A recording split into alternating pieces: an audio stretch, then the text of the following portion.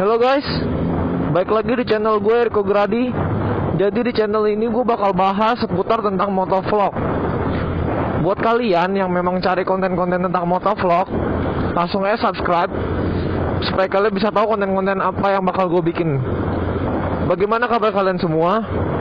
Semoga kalian semua tetap baik-baik aja ya, tetap sehat-sehat aja. Gue hari ini mau pergi ke Tangerang. Kondisi jalan kelihatannya udah normal ya. Semua orang udah pada mulai keluar, udah pada bekerja. Ini orang-orang udah pada jalanin new normal. Cuacanya juga lagi mendung-mendung, nggak gitu panas. Enak sih buat bikin video, buat jalan-jalan juga enak ya.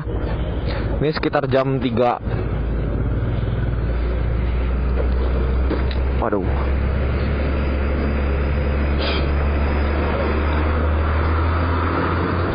Jadi kayak kalian lihat, hari ini gue naik Beat Street. Gue mau cerita dikit nih, kenapa gue bisa naik Beat Street. Jadi dulu itu gue pergi ngampus, sampai sekarang juga masih pergi ngampus sih. Dan sehari itu minimal gue nyetir 40 km. Belum jalan-jalan, pergi kemana. Ya hitung aja sehari gue nyetir 50 km. Dan pas itu gue harus isi bensin itu seminggu 2 kali.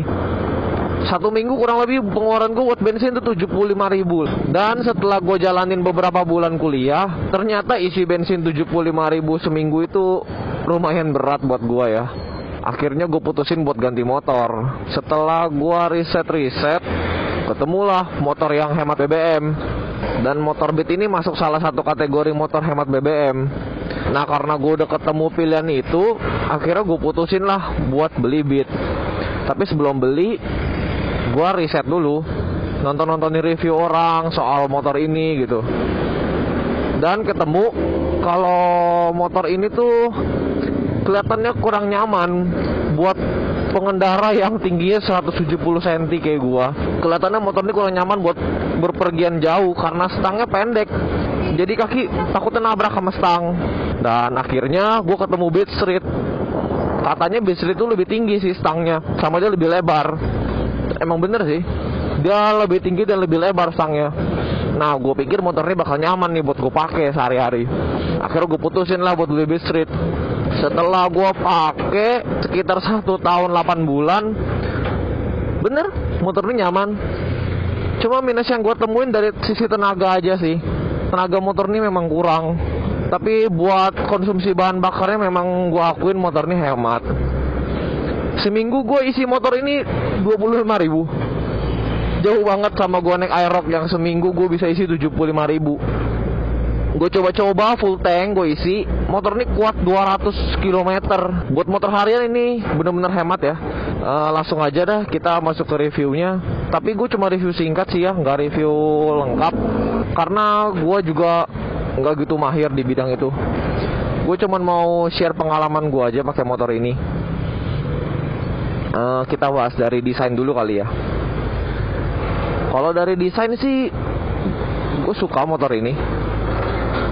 Dia kelihatan lebih laki aja gitu.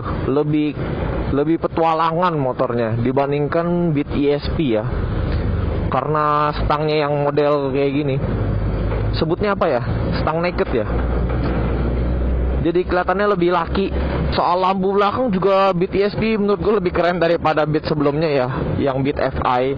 Karena ini model lebih lancip-lancip. Lampu depannya juga lebih mantap dah, lebih lancip-lancip. Overall desain ini gue suka. Di bagian stang dia kagak ada idling stop kayak yang ESP. Dia cuma ada ini, lampu dekat dan lampu jauh, klakson sama sen. Di sini ada ini sih yang buat kaitan rem. Tapi ini nggak bisa satu tangan. Jadi harus pakai 2 tangan. Yang tangan kiri pencet, tangan kanan yang atur ininya. Soalnya ini kayak di posisi jari tuh nggak dapet. Terus kalau bagian pengereman, motor ini nggak ABS, tapi motor ini kombi brake. Jadi kalau dipencet yang kiri, yang kanan pun dia auto ngerem juga. Bisa ngikutin lah, ngimbangin dia. Jadi buat pengereman aman dan pakem. Itu yang gue suka dari motor ini. Terus remnya dia juga masih pakai tromol yang belakang, yang depan udah cakram. Terus kita bahas soal shock kali ya. Soal shocknya gue suka. Dia enak buat dipakai harian, enak. Keras kagak, lembut juga enggak.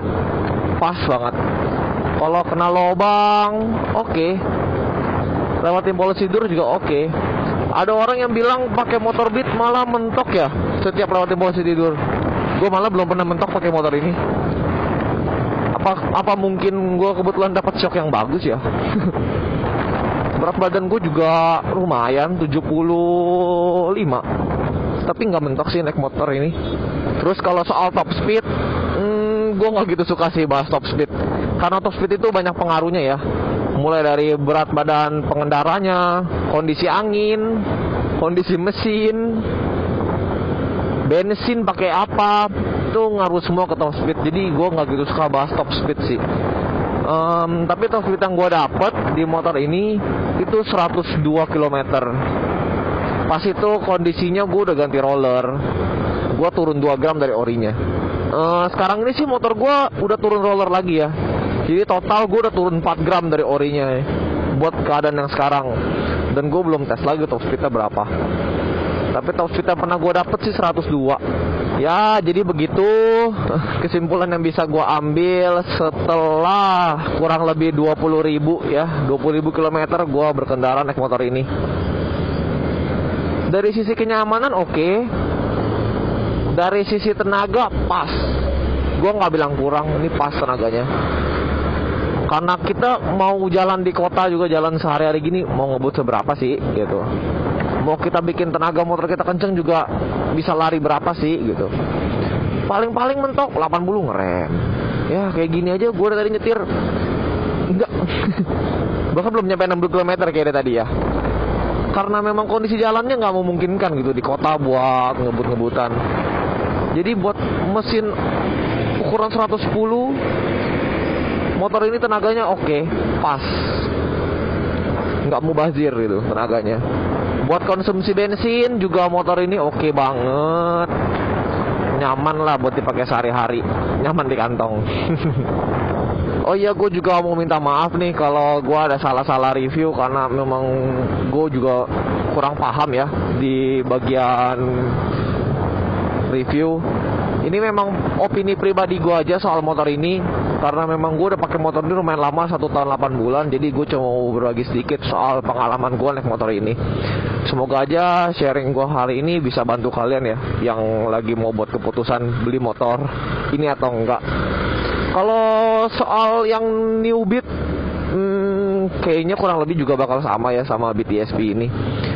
Sekian aja video dari gue hari ini. Semoga video gue ini bisa ngebantu kalian ya. Kalau kalian suka video ini, jangan lupa buat di like ya video ini, sama share ke teman-teman kalian juga. Terus buat kalian yang belum subscribe, kalian juga boleh subscribe channel ini supaya kalian bisa tahu video-video apa yang bakal gue buat ke depannya. See you guys in the next video.